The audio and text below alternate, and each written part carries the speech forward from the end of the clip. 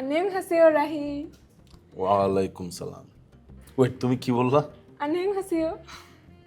ও, আমি ভাবছি সালাম দিছো, তাই তো ভাবছি তুমি এত ভালো কবে হয়ে গেল। তাহলে আই গেস আমারও তোমাকে আন্যং হাসেও বলা উচিত। কিন্তু তোমার হঠাৎ করে এত কোরিয়ান আসতেছে কি জন্য? আরে বিটিএস এর কামব্যাক কনসার্ট দেখে আসলাম। দেখে আসছো মানে কোরিয়া গেছিলে নাকি? আরে না, নেটফ্লিক্সে বিটিএস এর কামব্যাক কনসার্টটা লাইভ হয়েছে, আমি সেখানেই দেখছি। পুরো সোল শহর পুরো বেগুনি রঙে ছেয়েছিল, আর সবখানে লেখা ওয়েলকাম ব্যাক বিটিএস। আচ্ছা, অনলাইনে দেখছো তাই বলো, কিন্তু কাম ব্যাক মানে কাম ব্যাক কেন করতে গেছিল কই, আর স্পেসিফিক্যালি বেগুনি রং কেন?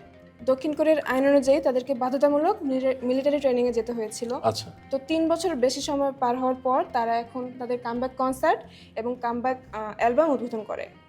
আর বেগুনি রঙের ব্যাপারটা? আর বেগুনি রং হচ্ছে ওদের সিগনেচার কালার। ওরা হচ্ছে আই লাভ ইউ না বলে বলে হচ্ছে I purple you. I purple you. আচ্ছা, যাই হোক, তো 3 বছর পরে এখন এসে কি ওদের জনপ্রিয়তা কমলো নাকি বাড়লো? ব্যাপারটা একটু কনফিউজিং, কারণ অনলাইনে অনেক বেশি লাইভ স্ট্রিম হলেও যত বেশি মানুষ যাবে আশা করেছিল, মানে ফিজিক্যালি আর কি, তত বেশি মানুষ যায়নি। যত বেশি আশা করেছিল তার চেয়ে কম কারা আশা করেছিল?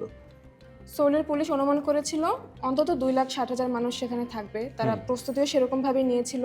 তবে আশানুরূপ সেরকম হয়নি আর কি, তবে হাজার হাজার মানুষ গিয়েছে সেটা বোঝা যাচ্ছিল।